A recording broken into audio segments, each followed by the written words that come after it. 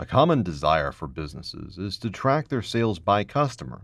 You can do this in QuickBooks by going to your report center and then running one of two reports.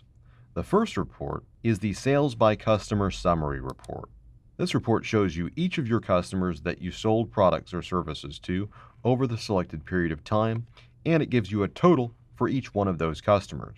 If you'd like to drill down and see the individual transactions that make up any of these totals, simply click on the number that you'd like to see more information for, and QuickBooks will show you the exact transactions that make up that total. Going back to the summary report, there's more that we can do with this report. First of all, right now it's sorted in alphabetical order, but if you click the Sort drop-down arrow, you can sort for different methods, such as total in descending order, which allows you to see your customers sorted by sales instead.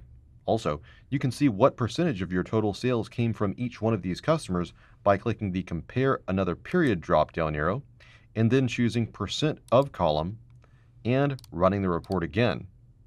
Now we can see how much each one of these customers' sales compares to our total sales. If you want to see your sales by customer and you want to see the individual sales for each one of the customers in the date range, you can run a Sales by Customer Detail report instead.